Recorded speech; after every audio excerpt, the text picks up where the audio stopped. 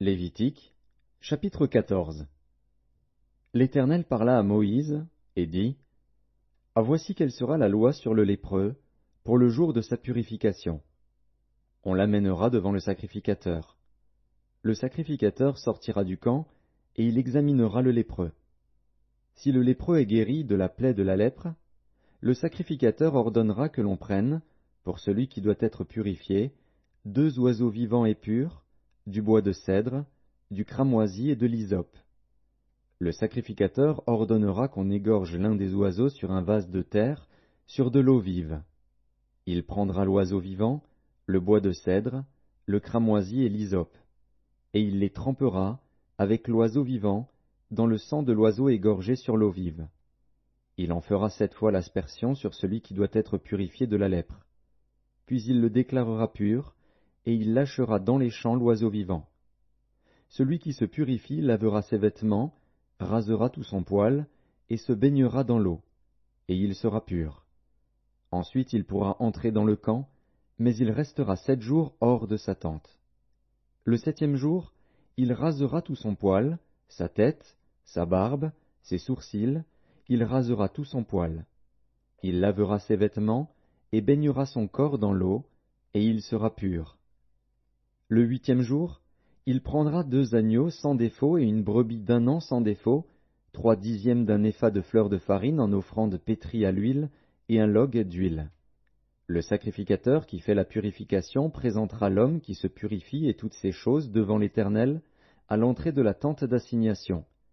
Le sacrificateur prendra l'un des agneaux, et il l'offrira en sacrifice de culpabilité, avec le log d'huile. Il les agitera de côté et d'autre devant l'Éternel. Il égorgera l'agneau dans le lieu où l'on égorge les victimes expiatoires et les holocaustes, dans le lieu saint. Car, dans le sacrifice de culpabilité, comme dans le sacrifice d'expiation, la victime est pour le sacrificateur. C'est une chose très sainte.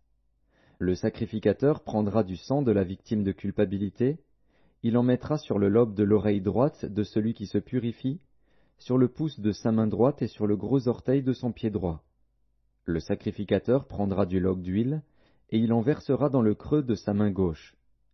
Le sacrificateur trempera le doigt de sa main droite dans l'huile, qui est dans le creux de sa main gauche, et il fera avec le doigt 7 fois l'aspersion de l'huile devant l'Éternel.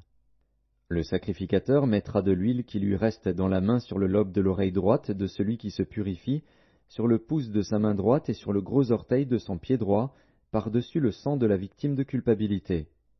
Le sacrificateur mettra ce qui lui reste d'huile dans la main sur la tête de celui qui se purifie, et le sacrificateur fera pour lui l'expiation devant l'Éternel. Puis le sacrificateur offrira le sacrifice d'expiation, et il fera l'expiation pour celui qui se purifie de sa souillure. Ensuite il égorgera l'holocauste. Le sacrificateur offrira sur l'autel l'holocauste et l'offrande, et il fera pour cet homme l'expiation, et il sera pur. S'il est pauvre et que ses ressources soient insuffisantes, il prendra un seul agneau, qui sera offert en sacrifice de culpabilité, après avoir été agité de côté et d'autre, et avec lequel on fera pour lui l'expiation. Il prendra un seul 10e de fleur de farine pétrie à l'huile pour l'offrande, et un log d'huile. Il prendra aussi 2 tourterelles ou 2 jeunes pigeons, selon ses ressources, l'un pour le sacrifice d'expiation, l'autre pour l'holocauste. Le 8e jour, il apportera pour sa purification toutes ces choses au sacrificateur, à l'entrée de la tente d'assignation, devant l'Éternel. Le sacrificateur prendra l'agneau pour le sacrifice de culpabilité et le log d'huile, et il les agitera de côté et d'autre devant l'Éternel. Il égorgera l'agneau du sacrifice de culpabilité. Le sacrificateur prendra du sang de la victime de culpabilité. Il en mettra sur le lobe de l'oreille droite de celui qui se purifie, sur le pouce de sa main droite et sur le gros orteil de son pied droit. Le sacrificateur versera de l'huile dans le creux de sa main gauche. Le sacrificateur fera avec le doigt de sa main droite 7 fois l'aspersion de l'huile qui est dans sa main gauche, devant l'Éternel. Le sacrificateur mettra de l'huile qui est dans sa main sur le lobe de l'oreille droite de celui qui se purifie, sur le pouce de sa main droite et sur le gros orteil de son pied droit, à la place où il a mis du sang de la victime de culpabilité. Le sacrificateur mettra ce qui lui reste d'huile dans la main sur la tête de celui qui se purifie, afin de faire pour lui l'expiation devant l'Éternel.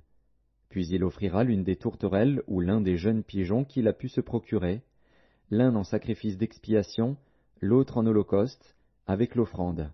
Et le sacrificateur fera pour celui qui se purifie l'expiation devant l'Éternel. Telle est la loi pour la purification de celui qui a une plaie de lèpre et dont les ressources sont insuffisantes. L'Éternel parla à Moïse et à Aaron et dit, « Lorsque vous serez entrés dans le pays de Canaan, dont je vous donne la possession, si je mets une plaie de lèpre sur une maison du pays que vous posséderez, celui à qui appartiendra la maison ira le déclarer au sacrificateur et dira, « J'aperçois comme une plaie dans ma maison. » Le sacrificateur, avant d'y entrer pour examiner la plaie, ordonnera qu'on vide la maison, afin que tout ce qui y est ne devienne pas impur. Après cela, le sacrificateur entrera pour examiner la maison. Le sacrificateur examinera la plaie. S'il voit qu'elle offre sur les murs de la maison des cavités verdâtres ou rougeâtres, paraissant plus enfoncées que le mur, il sortira de la maison, et, quand il sera à la porte, il fera fermer la maison pour 7 jours. Le sacrificateur y retournera le 7e jour. S'il voit que la plaie s'est étendue sur les murs de la maison, il ordonnera qu'on ôte les pierres attaquées de la plaie et qu'on les jette hors de la ville, dans un lieu impur. Il fera racler tout l'intérieur de la maison, et l'on jettera hors de la ville, dans un lieu impur, la poussière qu'on aura raclée. On prendra d'autres pierres, que l'on mettra à la place des premières, et l'on prendra d'autres mortiers, pour recrépir la maison. Si la plaie revient et fait éruption dans la maison, après qu'on a ôté les pierres, raclé et recrépi la maison, le sacrificateur y retournera. S'il voit que la plaie s'est étendue dans la maison, c'est une lèpre invétérée dans la maison, elle est impure. On abattra la maison, les pierres, le bois et tout le mortier de la maison, et l'on portera ces choses hors de la ville dans un lieu impur. Celui qui sera entré dans la maison pendant tout le temps qu'elle était fermée sera impur jusqu'au soir. Celui qui aura couché dans la maison lavera ses vêtements. Celui qui aura mangé dans la maison lavera aussi ses vêtements. Si le sacrificateur, qui est retourné dans la maison, voit que la plaie ne s'est pas étendue, après que la maison a été recrépie, il déclarera la maison pure, car la plaie est guérie. Il prendra, pour purifier la maison, 2 oiseaux, du bois de cèdre, du cramoisi et de l'hysope.